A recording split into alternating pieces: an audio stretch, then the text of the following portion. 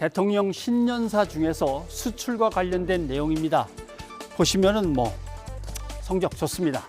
그런데 어느 정부든 수출이 잘 됐다고 늘 자랑하고 홍보를 하다 보니까 수출이라는 게 늘 쓱쓱 늘어난다고 오해하실 수가 있는데 결코 그렇지 않습니다. 보십시오.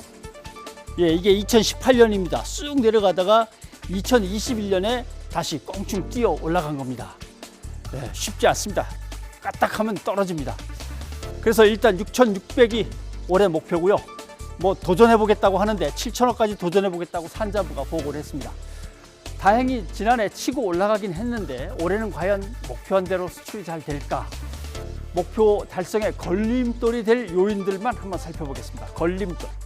첫째, 반도체를 보겠습니다. 왜냐하면 반도체 수출 비중이 계속해서 커지고 있습니다. 곧 20%를 넘깁니다. 그런데 지난해 가을부터 우리가 주력으로 삼고 있는 메모리 반도체 가격이 떨어지고 있습니다. 왜냐하면 가장 큰 손님인 중국의 경기가 둔화되고 있고 또 나름대로 회사마다 잔뜩 쌓아놓은 게 재고가 있어가지고 가격이 올라가지 않고 있습니다. 그래서 중국 경기를 다시 부양시키는 문제나 부품들이 잘 안 들어오고 원자재가 잘 안 들어오는데 그것이 해소되려면 올해 하반기는 가야 되지 않겠나, 이게 이제 제일 걱정인 거죠. 그 다음에 삼성전자가 대만과 경쟁하고 있는 비메모리 성공해야만 되고, 그 다음에 SK 하이닉스가 인텔에서 낸드 플래시를 인수하는데 이게 지금 8개 나라의 승인을 받아야 됩니다. 공정한 경쟁인가에 대해서. 그래서 맨 마지막이 중국이었습니다.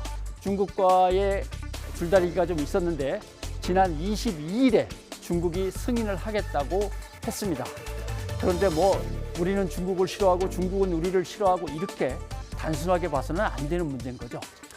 그 다음, 코로나19로 국공채를 막 사들이면서 과감히 돈을 풀었던 미국이 이제는 안 되겠다. 국공채 매입을 축소하면서 돈줄을 조이기 시작했습니다. 이걸 언제까지 얼마나 조일 건가 하는 문제가 있습니다. 보시면 실질 금리가 막 지금 올라가고 있는 중이고요. 미국 정부가 오늘 밝힌 거 보면 이제 명목 금리도 확실하게 3번에 걸쳐서 올리겠다는 겁니다. 그렇게 되면 어떻게 되냐면 돈이 없는 가난한 나라들이나 허약한 나라들은 경기가 확 위축되고 우리의 수출이 줄어들 가능성이 있는 거죠.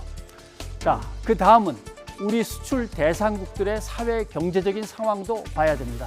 보시면 중국 경제 성장률이 떨어지고 있습니다. 그 다음에 브라질하고 러시아는 물가가 너무 올라가서 도저히 안 되겠다고 긴축 경제를 시작을 합니다. 이렇게 되면은 잘 풀리면 좋은데 지난 2년 동안에 코로나 때문에 돈을 너무 많이 써갖고 다 나라마다 재정이 부담입니다. 그러니까 긴축이 오래 가면은 우리 수출이 또 줄어드는 거죠. 그 다음에 오미크론 변이가 또 확 번지고 있어서 이게 또 언제 가라앉을지 모를 일이고, 그 다음에 지정학적인 저 요인은 예를 들면 러시아와 우크라이나가 전쟁을 드디어 한다든가 이러면 이제 또 문제가 달라집니다. 이러한 수출 리스크에 대해서 어떻게 대처하면 좋겠는가? 그거는 대선 후보들한테 지금 따져 물어야 되고 답을 내놓으라고 해야 됩니다만은 토론회가 열리지 않고 있습니다. 변상욱의 앵커 리포트였습니다.